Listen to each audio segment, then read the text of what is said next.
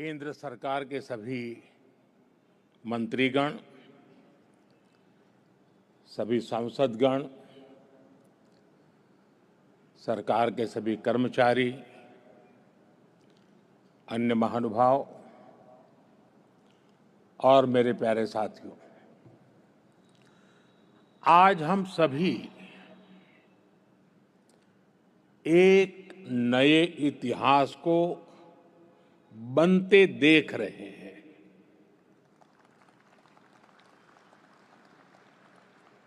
आज विक्रम संवत 2082 फाल्गुन कृष्ण पक्ष विजया एकादशी, ये महत्वपूर्ण शुभ दिन माघ 24 शक संवत 1947 का पुण्य अवसर और आज की प्रचलित भाषा में कहूं तो 13 फरवरी का ये दिन भारत की विकास यात्रा में एक नए आरंभ का साक्षी बन रहा है। हमारे शास्त्रों में विजया एकादशी का बहुत महत्व रहा है। इस दिन जिस संकल्प के साथ आगे बढ़ते हैं उसमें विजय अवश्य प्राप्त होती है। आज हम सभी भी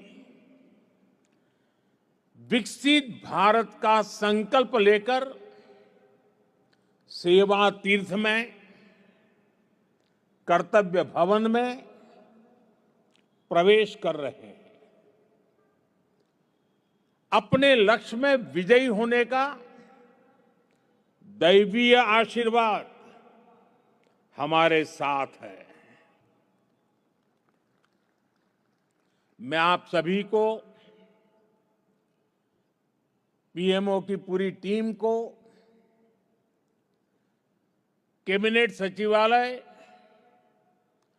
और विभिन्न विभागों के सभी कर्मचारियों को सेवा तीर्थ और नए भवनों की बधाई देता हूं।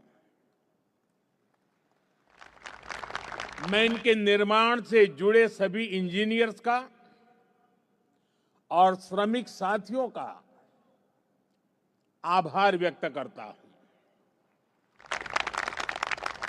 साथियों, आजादी के बाद साउथ ब्लॉक और नॉर्थ ब्लॉक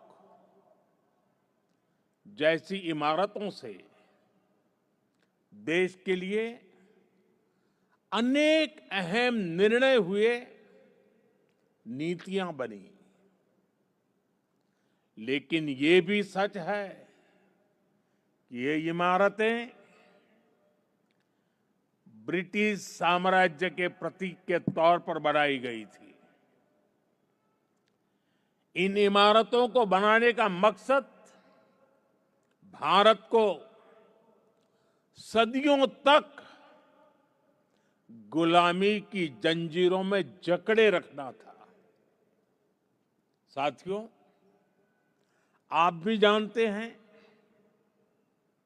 एक समय था जब कोलकाता शहर देश की राजधानी हुआ करता था। लेकिन 1905 के बंगाल विभाजन के उस दौर में कोलकाता ब्रिटिश विरोधी आंदोलन का प्रबल केंद्र बन चुका था और इसलिए अंग्रेजों ने 1911 में भारत की राजधानी को कोलकाता से दिल्ली शिफ्ट किया और उसी के बाद अंग्रेजी हुकूमत की जरूरतों और उसकी सोच को ध्यान में रखकर नॉर्थ ब्लॉक, साउथ ब्लॉक जैसी इमारतें बनाने का काम शुरू हुआ।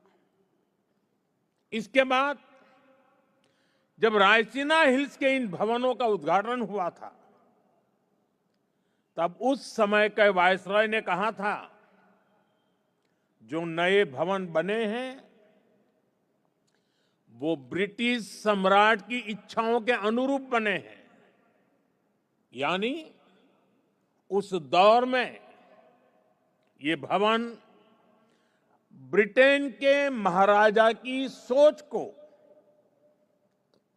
गुलाम भारत की जमीन पर उतारने का माध्यम थे। रायसीना हिल्स का चुनाव भी इसलिए किया गया कि इमारतें अन्य इमारतों से ऊपर रहे, कोई उनकी बराबरी ना कर सके। अब संयोग से सेवा तीर्थ का ये पूरा परिसर किसी पहाड़ी पर न होकर जमीन से ज्यादा जुड़ा है।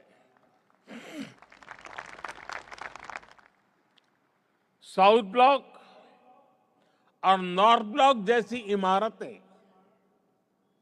जहां ब्रिटिश हुकूमत की सोच को लागू करने के लिए बनी थी, वहीं आज मैं गर्व के साथ कह सकता हूं कि सेवा तीर्थ और कर्तव्य भवन जैसे नए परिसर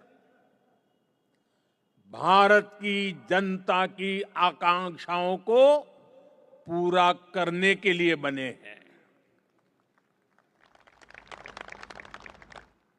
यहां से जो फैसले होंगे वो किसी महाराजा की सोच को नहीं, 140 करोड़ देशवासियों की अपेक्षाओं को आगे बढ़ाने का आधार बनेंगे। इसी अमृत भावना के साथ आज मैं ये सेवा तीर्थ, एक कर्तव्य भवन भारत की जनता को समर्पित कर रहा हूं। साथियों, इस समय 21वीं सदी का पहला क्वार्टर पूरा हो चुका है।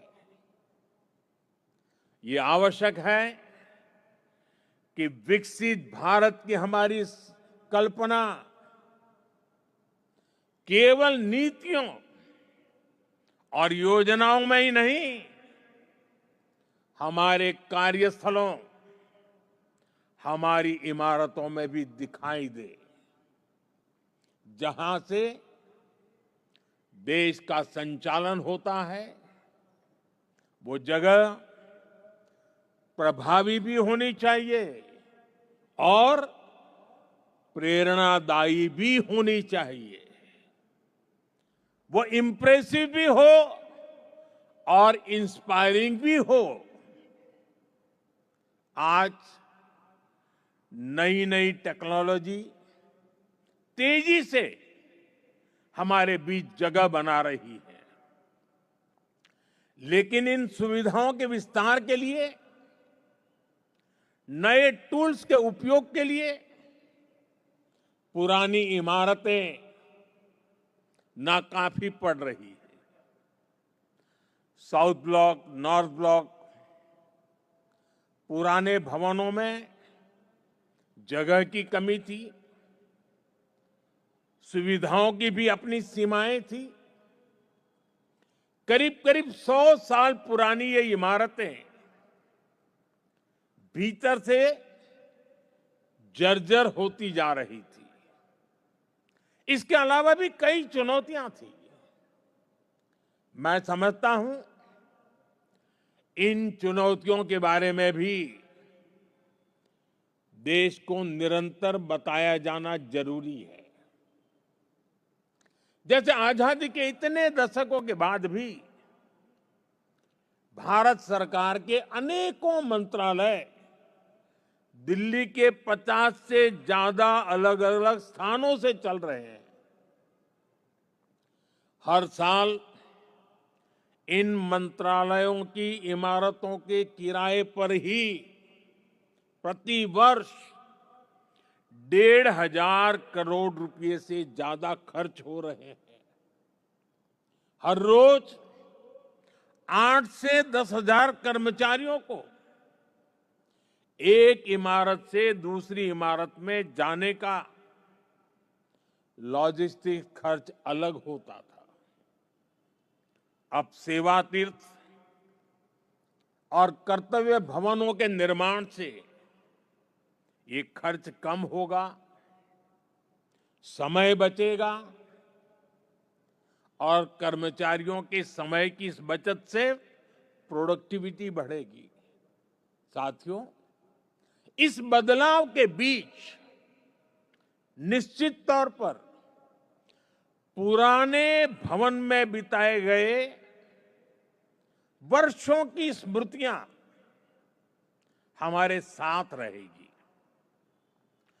अलग अलग समय की चुनौतियों से जूझते हुए वहां से कई महत्वपूर्ण फैसले किए गए हैं।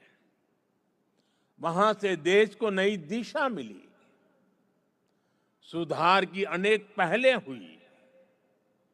वो परिसर, वो इमारत भारत के इतिहास का अमर हिस्सा है। इसलिए हमने उस भवन को देश के लिए समर्पित म्यूजियम बनाने का फैसला किया है। वो युगे युगीन भारत म्यूजियम का ही हिस्सा होगी। वो इमारत देश की आने वाली पीढ़ी के लिए एक प्रेरणा केंद्र बनेगी।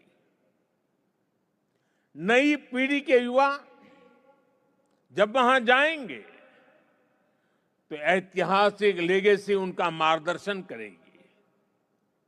साथियों, विकसित भारत की इस यात्रा में ये बहुत जरूरी है कि भारत गुलामी की मानसिकता से मुक्त होकर आगे बढ़े। दुर्भाग्य है, आजादी के बाद भी हमारे यहां गुलामी के प्रतीकों को ढोया जाता रहा। आप देखिए, पहले क्या स्थिति थी। प्रधानमंत्री निवास जहां है उसे रेस कोर्स कहा जाता था। उपराष्ट्रपति के लिए कोई निवास स्थान तय ही नहीं था। राष्ट्रपति भवन तक आने वाले रास्ते को लोकतंत्र में राजपथ कहा जाता था।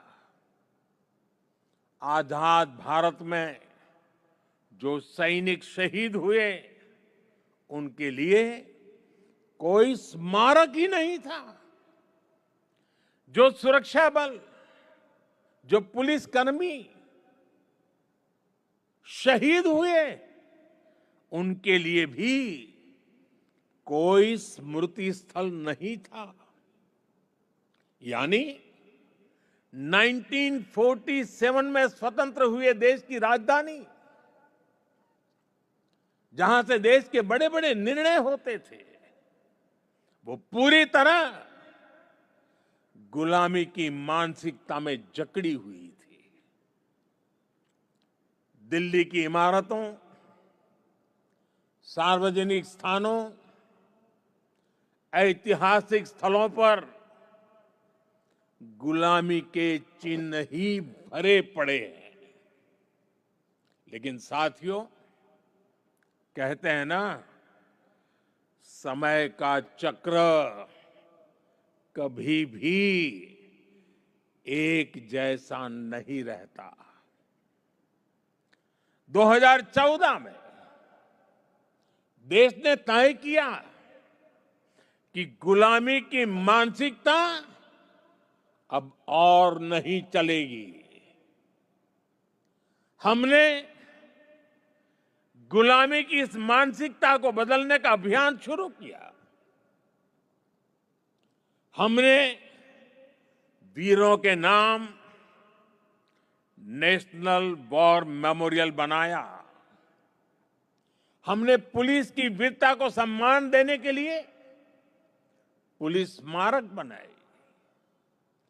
रेस कोर्स रोड उसका नाम बदलकर लोक कल्याण मार्ग रखा गया। और ये केवल नाम बदलने का निर्णय नहीं था, ये सत्ता के मिजाज को सेवा की भावना में बदलने का पवित्र प्रयास था। साथियों, हमारे इन फैसलों के पीछे एक गहरी भावना है, एक विजन है। ये हमारे वर्तमान, हमारे अतीत और भविष्य को भारत के गौरव से जोड़ती है। जिस जगह को पहले राजपथ के नाम से जाना जाता था, वहां न पर्याप्त सुविधाएं थी, न आम नागरिकों के लिए समुचित व्यवस्था। हमने उसे कर्तव्य पथ के रूप में विकसित किया। आज वही स्थान परिवारों, बच्चों, देश भर से आने वाले नागरिकों के लिए एक जीवंत सार्वजनिक स्थल बन चुका है। इसी परिसर में नेताजी सुभाष चंद्र बोस की भव्य प्रतिमा स्थापित की गई। लंबे समय तक हमारी राजधानी में अपने महान नायकों की स्मृति को इस रूप में स्थान नहीं मिला था। हमने यह तय किया कि देश की नई पीढ़ी राजधानी के केंद्र में अपने नायकों से प्रेरणा ले। राष्ट्रपति भवन परिसर में भी परिवर्तन किए गए। मुगल गार्डन का नाम बदलकर अमृत उद्यान किया गया। जब पुरानी संसद के पास नए संसद भवन का निर्माण हुआ, तो हमने पुराने भवन को भुलाया नहीं। हमने उसे संविधान सदन के रूप में नई पहचान दी। जब अलग अलग मंत्रालयों को एक परिसर में लाया गया, तो उन भवनों को कर्तव्य भवन का नाम दिया गया। नाम बदलने की ये पहल केवल शब्दों का बदलाव नहीं है। इन सभी प्रयासों के पीछे वैचारिक सूत्रता एक ही है। स्वतंत्र भारत की स्वतंत्र पहचान, गुलामी से मुक्त निशान। साथियों, नए प्रधानमंत्री कार्यालय का नाम है सेवा तीर्थ। सेवा की भावना ही भारत की आत्मा है। सेवा की भावना ही भारत की पहचान है। श्री रामकृष्ण परमहंस जी कहते थे, शिव ज्ञान से जीव ज्ञान सेवा। यह विचार केवल आध्यात्मिक नहीं है, यह राष्ट्र निर्माण का दर्शन है। यह भवन हमें हर क्षण याद दिलाएगा कि शासन का अर्थ सेवा है, दायित्व का अर्थ समर्पण है। हमारे शास्त्रों में भी कहा गया है, सेवा परमो धर्म, अर्थात सेवा ही सबसे बड़ा धर्म है। भारतीय संस्कृति का यही विचार प्रधानमंत्री कार्यालय और सरकार का विजन है।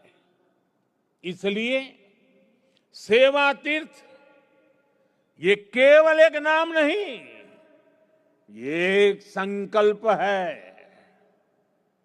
सेवा तीर्थ यानी नागरिक की सेवा से पवित्र हुआ स्थल, सेवा के संकल्प को सिद्धि तक ले जाने का स्थल।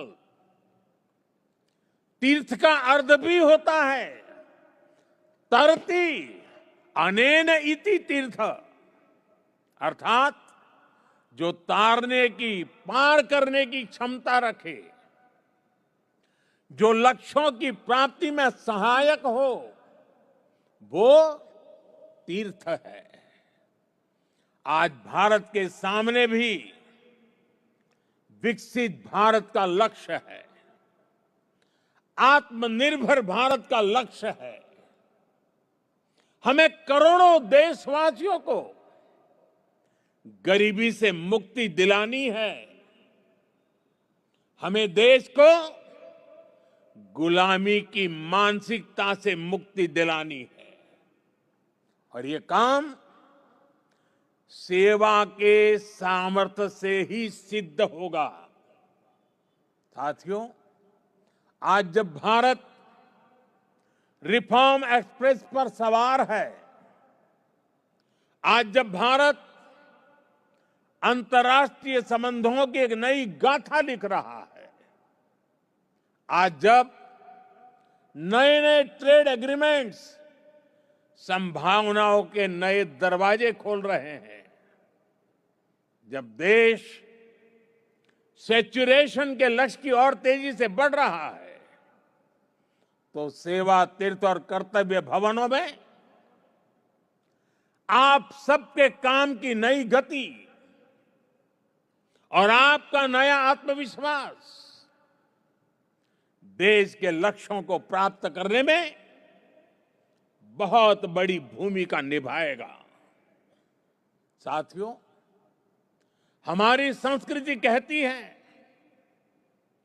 हर शुभ कार्य से पहले स्वस्ति वाचन, मंगल की कामना, शुभ का संकल्प,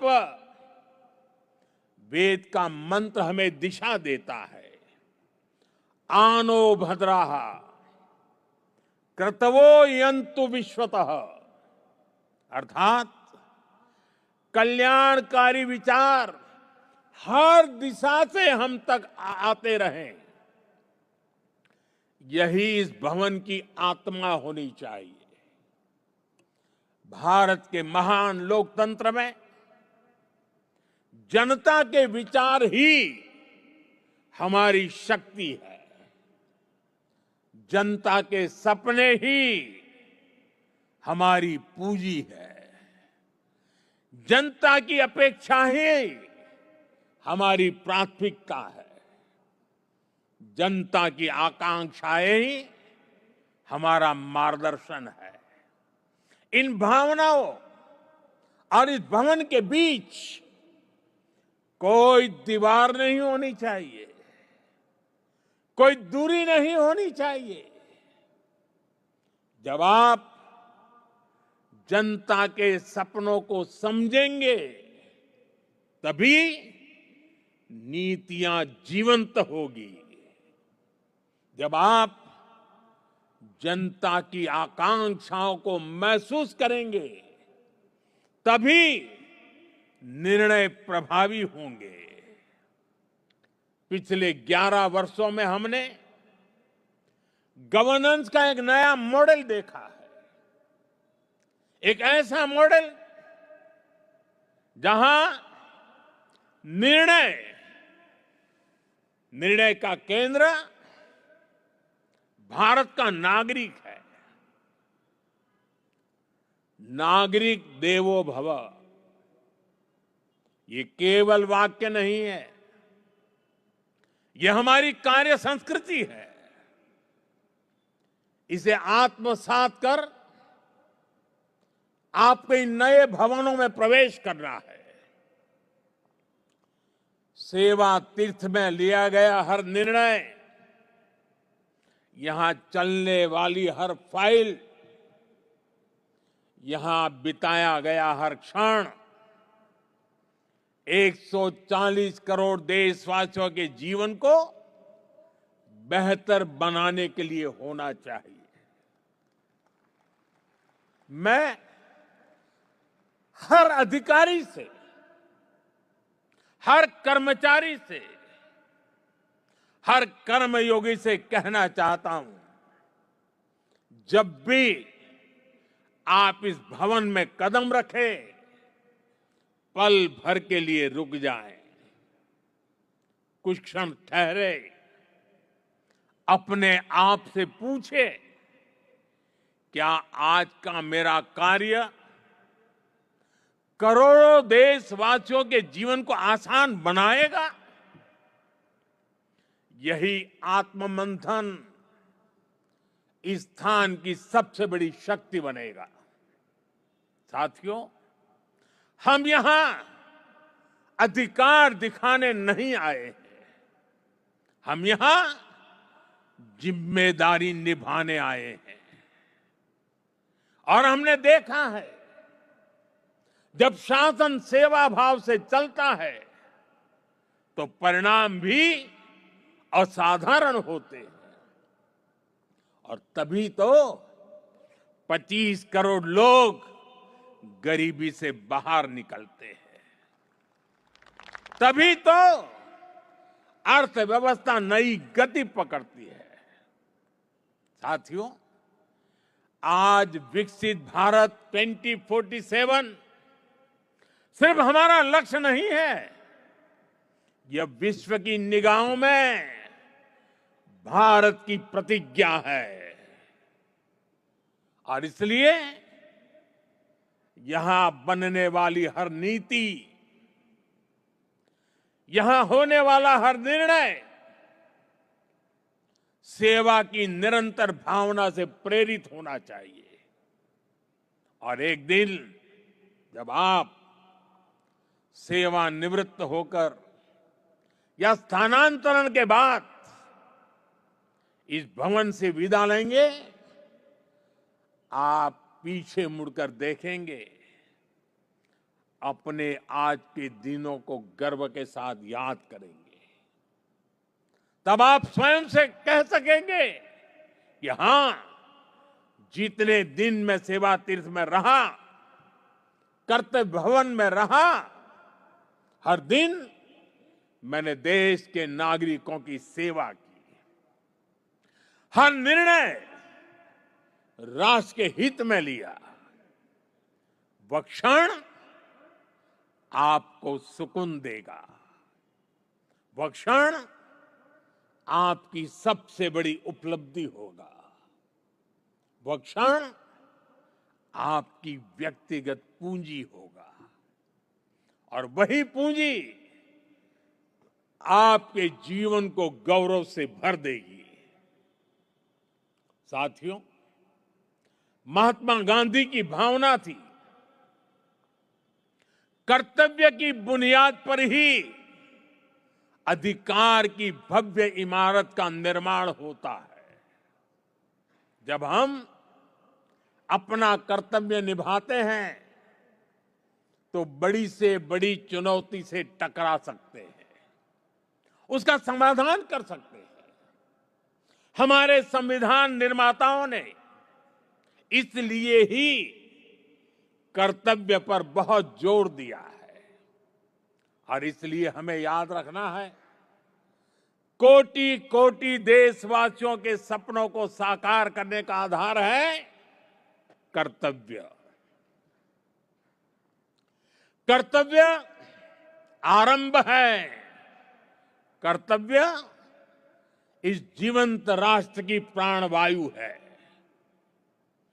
करुणा और कर्मठता के स्नेह सूत्र में बंधा कर्म है कर्तव्य, संकल्पों की आस है कर्तव्य, परिश्रम की पराकाष्ठा है कर्तव्य, हर समस्या का समाधान है कर्तव्य, विकसित भारत का विश्वास है कर्तव्य। कर्तव्य समता है, कर्तव्य ममता है, कर्तव्य सार्वभौमिक है, कर्तव्य सर्वस्पर्शी है। सबका साथ, सबका विकास के भाव में पिरोया मंत्र है कर्तव्य। राष्ट्र के प्रति समर्पण का भाव है कर्तव्य। हर जीवन में ज्योति जगा दे वो इच्छा शक्ति है कर्तव्य। आत्मनिर्भर भारत का उल्लास है कर्तव्य। भावी पीढ़ी के उज्जवल भविष्य की गारंटी है कर्तव्य। मां भारती की प्राण ऊर्जा का ध्वजवाहक है कर्तव्य। राष्ट्र के प्रति भक्ति भाव से किया हर कार्य है कर्तव्य। नागरिक देवो भव की साधना का जागरूक पथ है कर्तव्य। साथियों, कर्तव्य की इसी भावना से, इस भावना को सर्वोपरि रखते हुए हमें सेवा तीर्थ और नए बने भवनों में कर्तव्य भाव से प्रवेश करना है। साथियों, आज भारत तेजी से आगे बढ़ रहा है, एक नई ऊंचाई की ओर, एक नए युग की ओर। आने वाले वर्षों में हमारी पहचान केवल अर्थव्यवस्था से नहीं होगी, हमारी पहचान होगी गवर्नेंस की गुणवत्ता से, नीतियों की स्पष्टता से और कर्मयोगियों की निष्ठा से। सेवा तीर्थ और कर्तव्य भवनों में लिया गया हर निर्णय केवल एक फाइल का फैसला नहीं होगा, 2047 के विकसित भारत की दिशा तय करेगा। याद रखिए, 2047 का लक्ष्य सिर्फ एक तारीख नहीं है, वो 140 करोड़ सपनों की समय सीमा है। इस यात्रा में हर संस्थान महत्वपूर्ण है, हर अधिकारी महत्वपूर्ण है, हर कर्मचारी, हर कर्मयोगी महत्वपूर्ण है। मैं चाहता हूं सेवा तीर्थ संवेदनशील शासन का प्रतीक बने, नागरिक केंद्रीय व्यवस्था का रोल मॉडल बने। ऐसा स्थान जहां सत्ता नहीं, सेवा दिखे, जहां पद नहीं, प्रतिबद्धता दिखे, जहां अधिकार नहीं, उत्तरदायित्व दिखे। मुझे पूरा विश्वास है हमारा संकल्प इतिहास लिखेगा, हमारा परिश्रम पीढ़ियों को दिशा देगा। मैंने लाल किले से कहा था, यही समय है, सही समय है। आइए हम हर पल, हर क्षण का सही इस्तेमाल करें।